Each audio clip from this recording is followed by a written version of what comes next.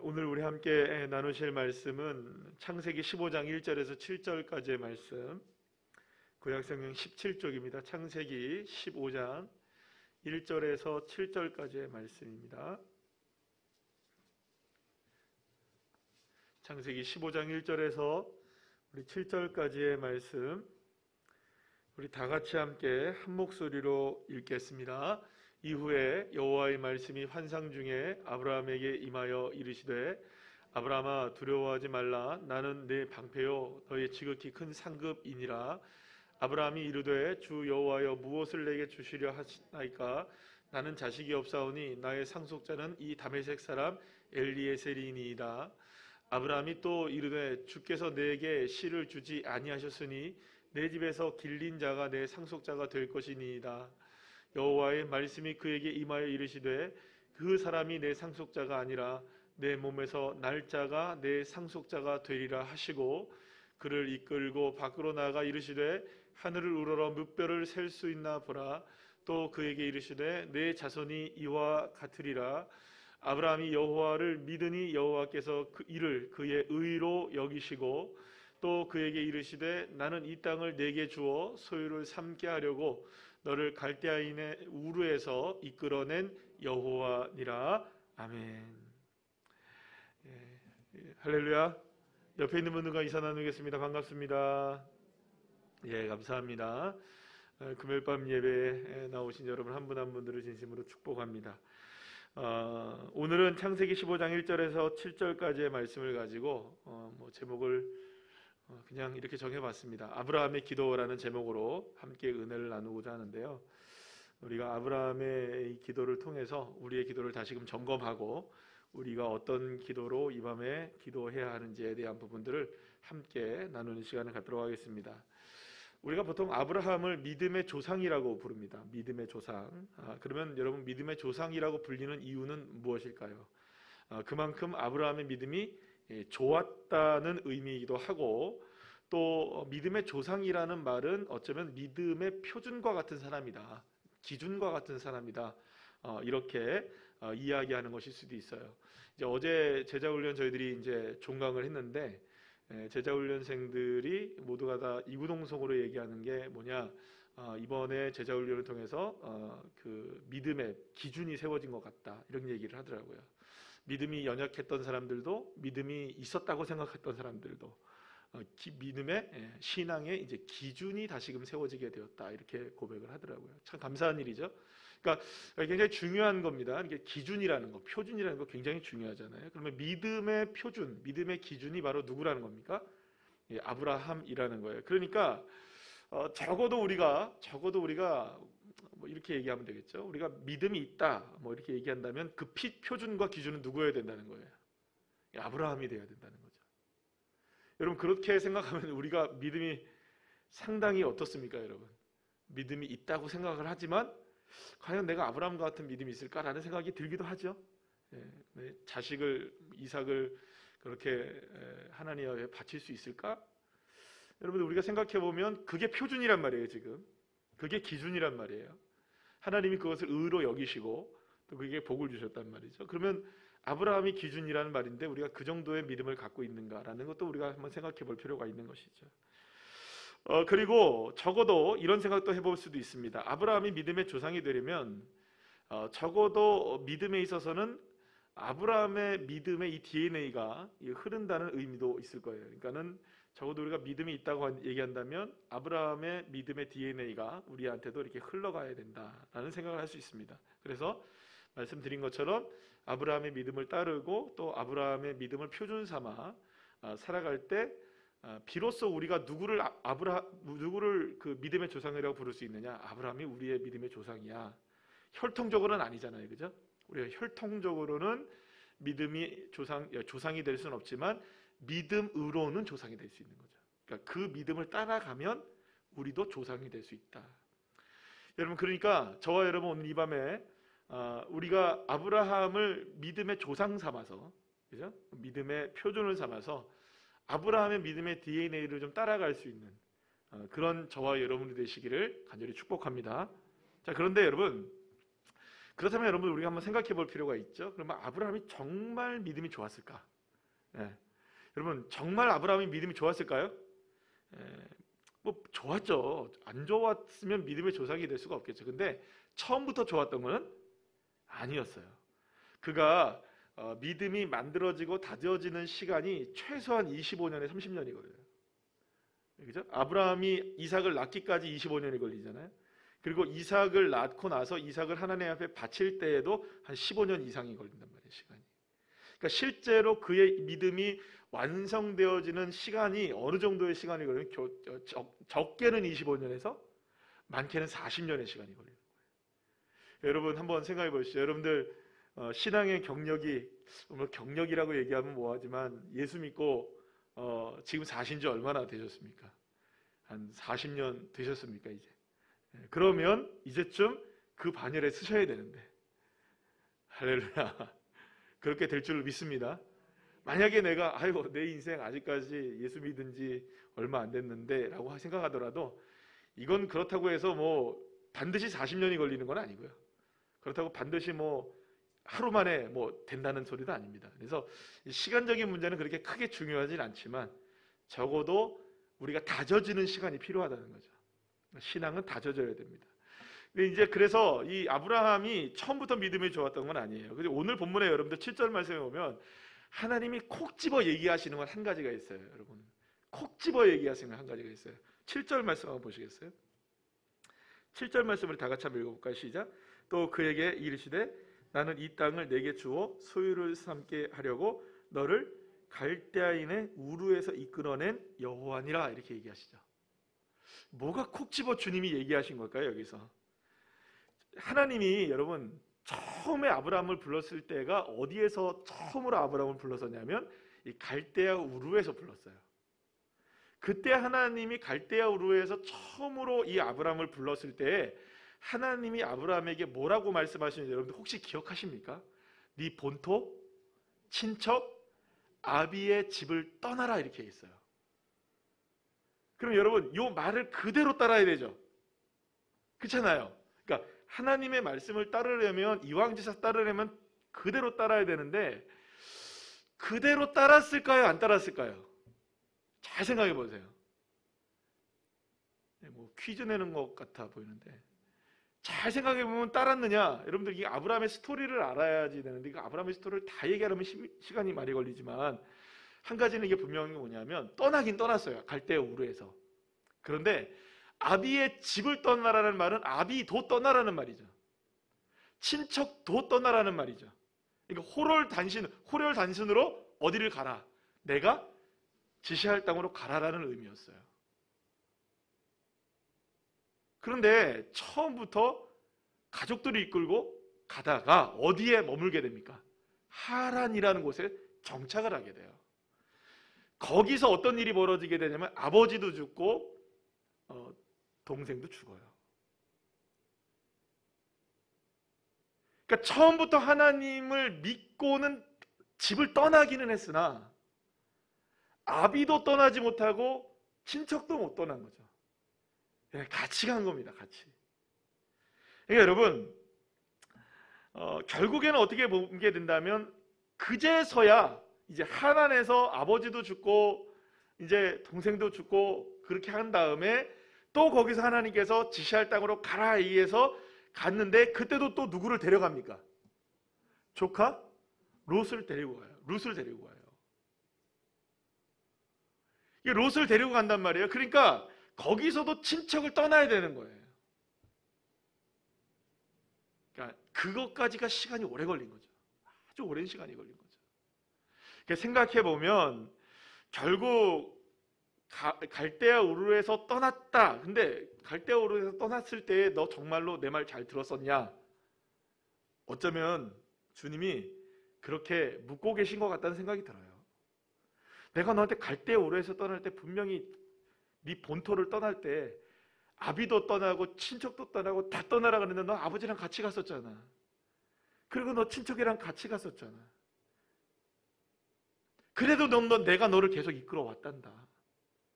너는 나를 늘 언제나 순종하는 것 같지만 순종하지 않았고 뭔가 순종을 했지만 완벽하게 순종하지 못했었지만 나는 너에게 약속을 지키고 있다. 이게 지금 주님이 말씀하시는 거거든요. 그래서 여러분, 이 아브라함이 처음부터 이렇게 순종을 했던 사람이 아니었던 것을 기억하셔야 됩니다. 그뿐이에요, 여러분. 세겜에 도착해서 정착해 살 때에 아브라함이 거기서 세겜에 살다 보니까 세겜이 상황이 별로 안 좋아가지고 어디로 내려가 버립니까? 그냥 정착도 못하고 거기서 떠나가지고 애굽으로 내려갔다가, 여러분 생각해 보세요. 애굽에 내려갔다가 거기서 또 살려고 하나님의 약속을 누구에 주시겠다고 약속을 분명히 들었잖아요. 그러니까 너를 통하여서 하나님이 자녀를 준다고 했었을 때는 이 아내 사라를 통해서 함께 주신다는 의미였거든요. 그런데 아니 그걸 믿어야 되잖아요. 적어도 이게 믿음을 가지고 따라왔으면. 근데 애굽에 가서 바로 누구한테 어떻게 해버립니까?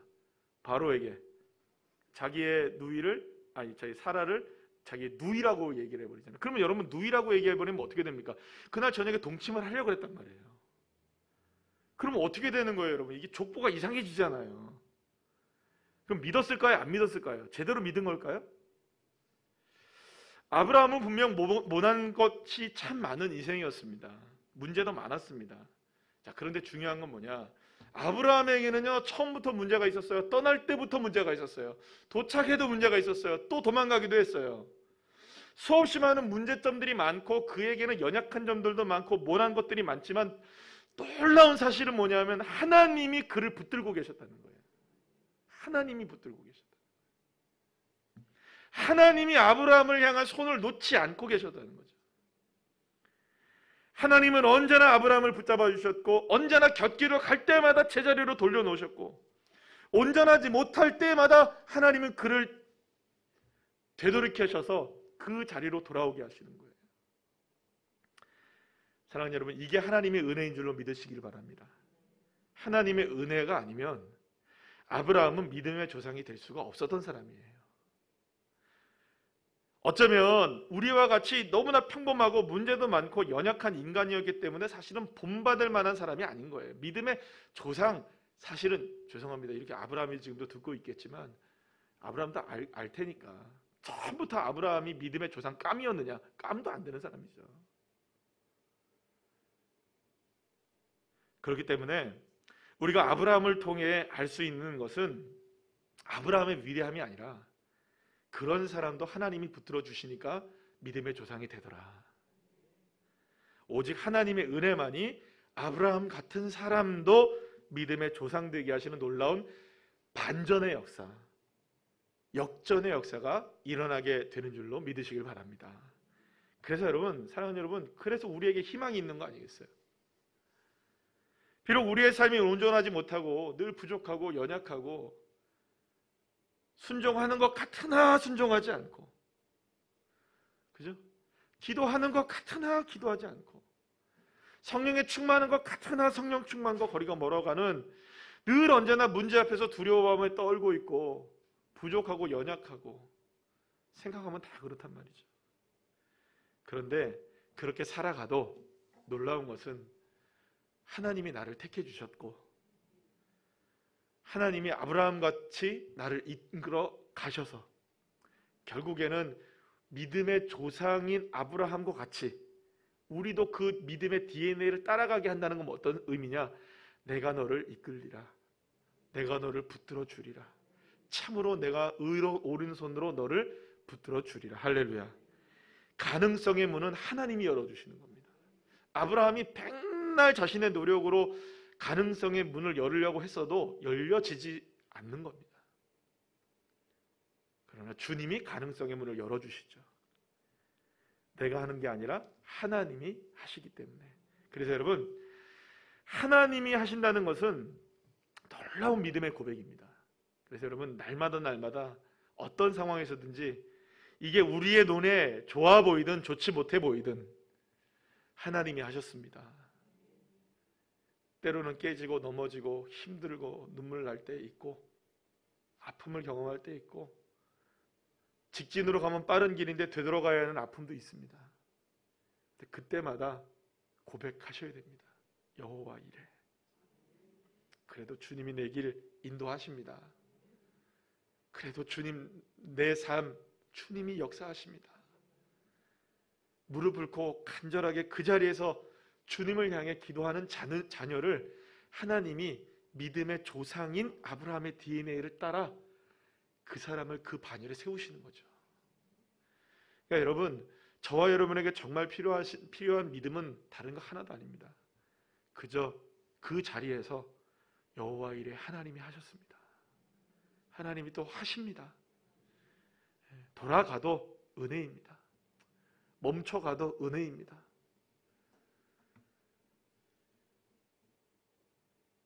그런데 여러분, 하나님이 하신다는 것을 오해는 하지 마십시오. 우리가 아무것도 하지 않아도 된다는 그 무책임함을 이야기하는 게 아닙니다. 하나님은 하시지만 하나님이 행하심과 우리가 해야 할 것도 있다는 것을 기억하시기를 바랍니다.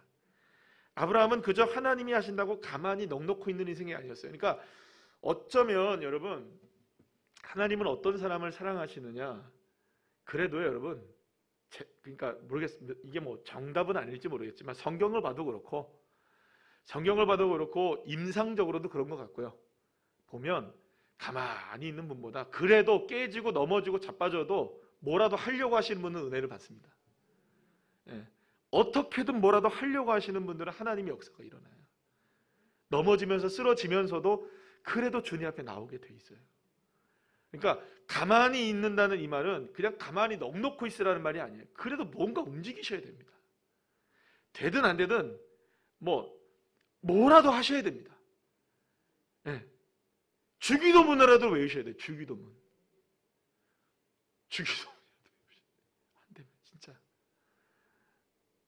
정말 주기도문이라도 외우셔야 돼요. 제가 이 마이크 테스트 하면서 지난주인가, 제가 지난주에 우리 누가 이렇게 여기 와서 주기도문 좀 해봐요 그랬어요. 그래서 마이크를 테스트해서 제가 저기 좀 맞추려고 했더니 세상에 주기도문을 잘 못 외우대요. 시작. 중간부터 또 못하죠, 그죠? 주기도문을 잘 못 외우는, 그래서 막 이상하게 하더라고요. 그래서 그게 주기도문 맞아요? 네, 그랬어요. 여러분, 안 되면은 정말 정할 거 없으면 아멘이라도 100번 하시고요. 하나님 감사합니다도 1000번 하시면 됩니다. 그러니까 뭐라도 하시면 하나님의 역사가 일어나요. 그래서 여러분, 아브라함은요 가만히 있는 인생 아니었어요. 굉장히 치열하게 살았던 사람입니다. 여러분, 아브라함을 우리가 생각할 때 그냥 가만히 있었던 그런 사람이라 아니고 치열하게 살았던 인생이라는 것을 기억해야 합니다. 굉장히 열정적이었고요. 문제를 보면 가만히 있는 사람이 아니었어요, 이 사람은. 특히 이제 여러분들 그 아브라함이 조카 롯에 관한 문제에는요 굉장히 민감하게 반응을 했습니다. 그래서 롯의 문제에 민감하게 반응했는데 이때 언제냐면 이제 소돔에서의 전쟁이 일어나게 돼요. 그럴 때 이제 롯이 잡혀간단 말이에요. 그때에 아브라함이 자신에게 있는 군사 318명을 데리고 직접 전쟁에 나가서 이 조카 롯을 구출해 와요.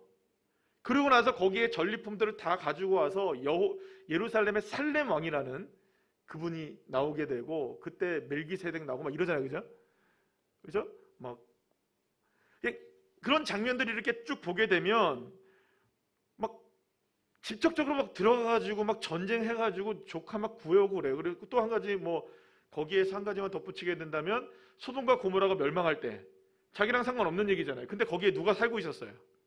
조카 롯이 살고 있단 말이에요. 그러니까 어떻게 합니까? 하나님과 딜을 하잖아요. 거래하잖아요. 하나님 100명, 너무 많아요. 50명, 계속 하잖아요, 그죠? 그러니까 하나님과 직접적으로 이렇게 거래를 할 정도로 굉장히 적극적으로 어떤 문제에 대해서 접근하는 사람이었다는 걸 기억해야 합니다. 그뿐만이 아니었어요. 아브라함은 하나님이 일단 하라고 하는 것은 그래도 여러분 따라합시다. 흉내라도 냈다. 흉내라도 냅니다. 가라면 그래도 가긴 합니다. 하지 말라면 하지 않기는 합니다. 그러니까 처음부터 물론 완벽한 순종은 아니었지만 그래도 순종을 해갑니다. 그 순종의 깊이와 넓이가 이제 차츰차츰 어떻게 될까요? 넓어지고 깊어지고 높아지고. 그러니까 처음부터 온전하게 순종하는 사람이 극히 드뭅니다. 어느 정도 돼야 온전하게 순종하냐 하면 여러분 눈 좀 멀어야 됩니다. 그죠? 바울처럼. 다메섹으로 가는 길에서 갑자기 눈으로 막 빛을 받아갖고 거기서 꼬꾸라지고 3년 반 동안 이렇게 헤매고 있는 그 정도쯤 주님을 만나야 그냥 한 방에 가죠. 여러분 한 방에 가시기를 원하십니까? 뭐 한 방에 갈 수도 있습니다. 뭐 짧게 굵게 끝나는 거죠. 근데 그걸 그렇게 좋은 거 아닙니다, 여러분. 제가 짧게 굵게 해보니까 그거 좋은 거 아니더라고요. 그래도 짧게 굵게 해도 나름은 뭐 나쁜 건 아니지만 그래도 여러분 그런 것보다는 차츰차츰 우리의 삶 속에서 변화시켜 나가신 하나님. 그러니까 어쨌든 간에 그렇게 순종해 나가다가 마지막에 들어가서는 완벽한 순종을 하는 거예요. 그러니까 순종이 처음부터 온전한 순종이 되지는 않아요.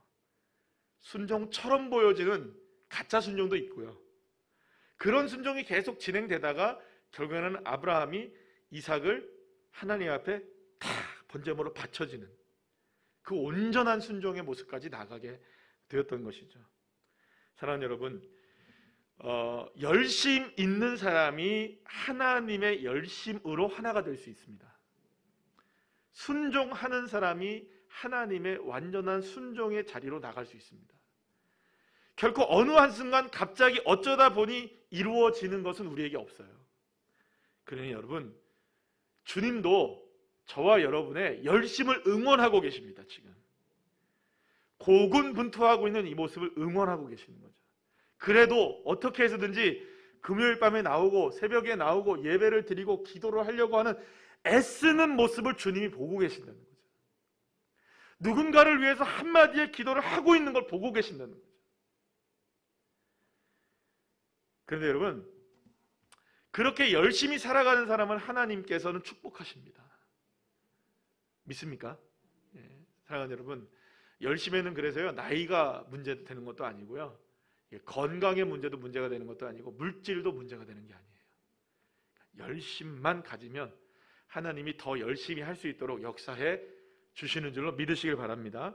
자, 그런데 아브라함이 실수도 많고 부족한 것이 많고 아브라함의 그런 연약함들이 많았음에도 불구하고 아브라함이 늘 기도할 때, 오늘 본문에서 나오는 것 중에 아브라함이 하나님 앞에 기도하는 패턴을 보게 되면 참 독특한 기도의 패턴들이 있다는 걸 좀 알게 됩니다. 하나는 뭐냐면, 근데 굉장히 중요한 기도의 모습들인 것 같아요. 첫 번째는 뭐냐면 하나님 앞에 쏟아놓습니다. 따라합시다. 하나님께 쏟아내는 기도. 그러니까 정확하게 표현하면 하나님에게만 쏟아내는 기도입니다. 자, 오늘 본문 1절 말씀 한번 다시 한번 읽어볼까요? 시작. 이후에 여호와의 말씀이 환상 중에 아브라함에게 임하여 이르시되 아브라함아 두려워하지 말라. 나는 내 방패요 너의 지극히 큰 상급이니라. 아멘. 이 말은 어떤 얘기냐면 그 앞에 이제 14장의 내용이 방금 아까 전에 제가 말씀드린 것처럼 그 소돔의 전쟁에 뛰어들어가지고 이 아브라함이 조카 롯을 구출해오고 난 다음의 일이에요. 그래서 이제 승리를 딱 거뒀단 말이에요. 아브라함이 승리를 거둬가지고 얼마나 놀라운 역사가 일어났습니까? 자, 그렇게 해서 이제 하나님은 적극적으로 롯을 구출하기 위해서 아브라함이 애쓴 것을 이렇게 딱 와가지고 15장 1절에서 칭찬을 하신 거예요. 야, 너 정말 대단하구나.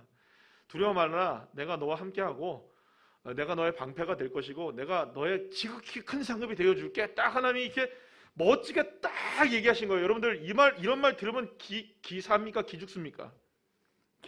은매기사라고, 그죠? 정말 놀랍게 기가 살겠죠. 와, 하나님이 나를 이렇게, 하나님이 나의 방패가 되시고 하나님이 나의 상급이 되신데 우리가 만약 이런 음성만 들을 수 있다면 이렇게 살지 않을 텐데, 그죠?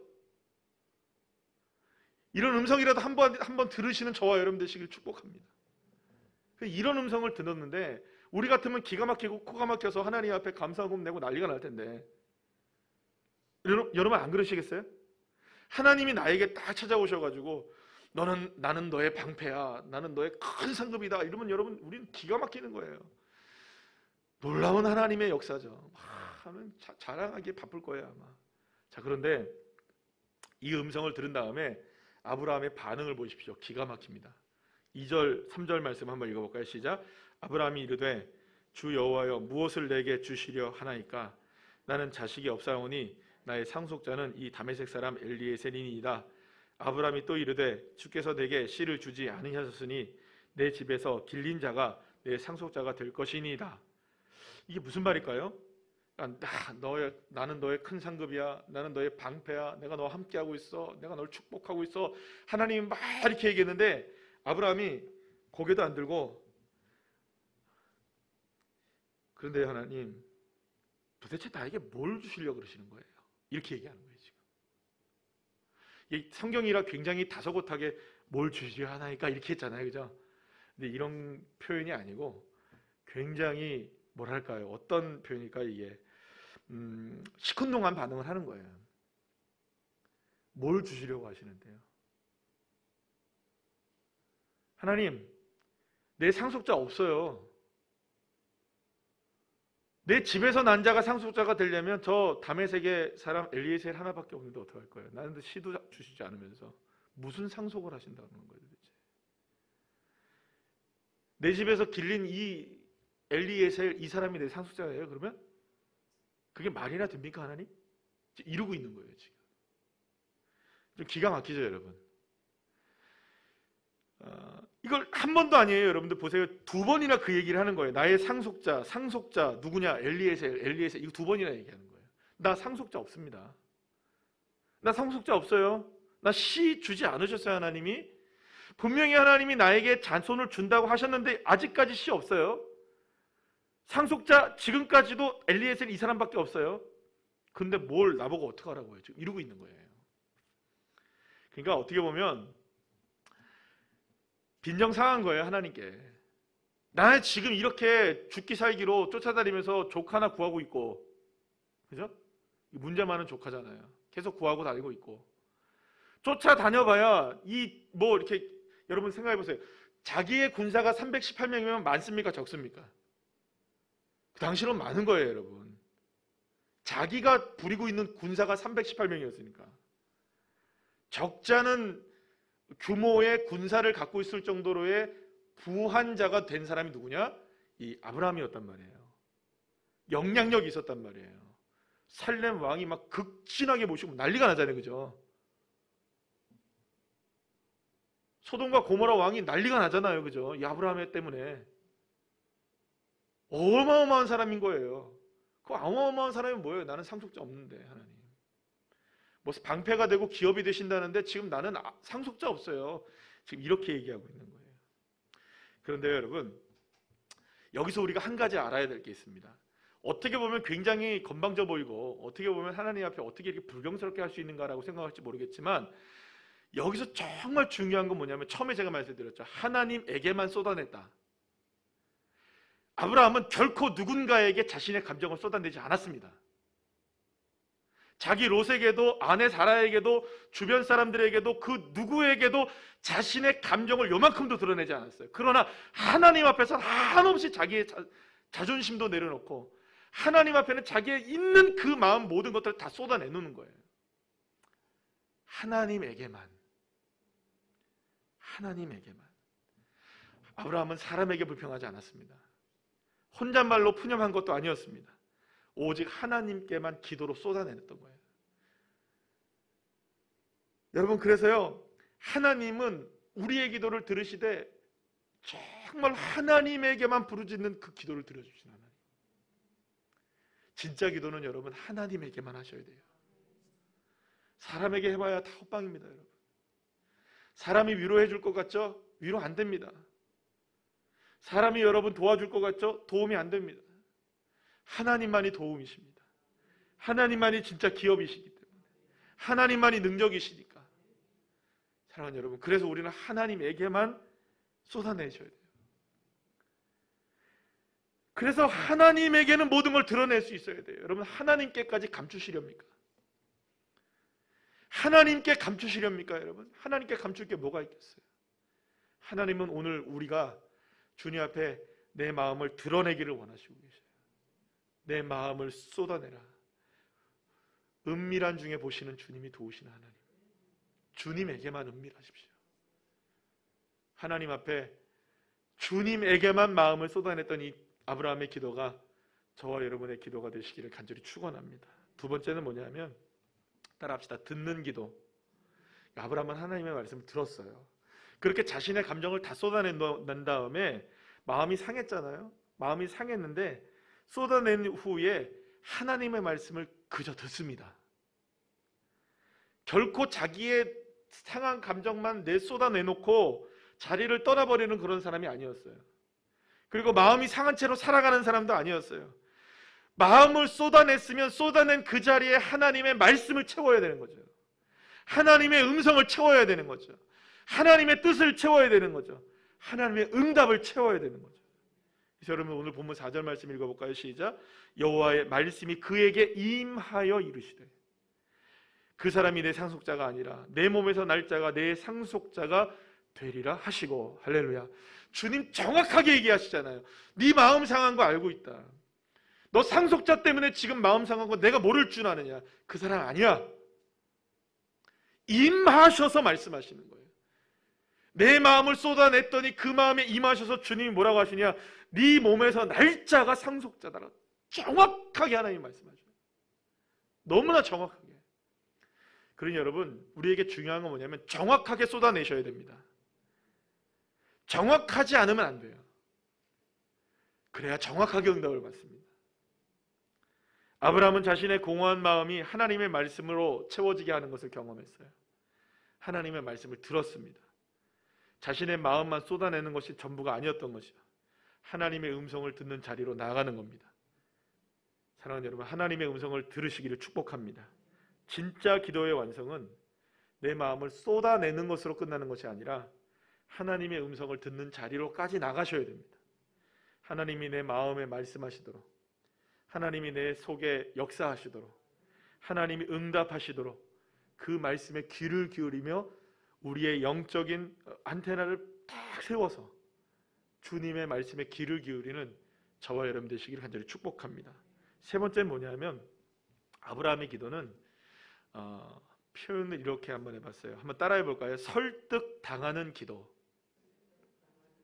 설득당하는 기도가 뭘까요? 오늘 6절 말씀 한번 볼까요? 시작.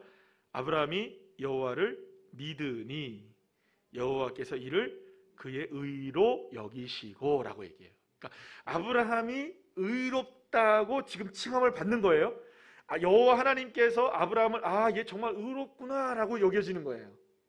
아브라함이 이게 마음을 막 쏟아내고 내가 내 상속자가 너씨에서 나오게 될 거야 라고 말했더니 이 친구 정말 의롭네. 하나님이 그랬다는 거예요.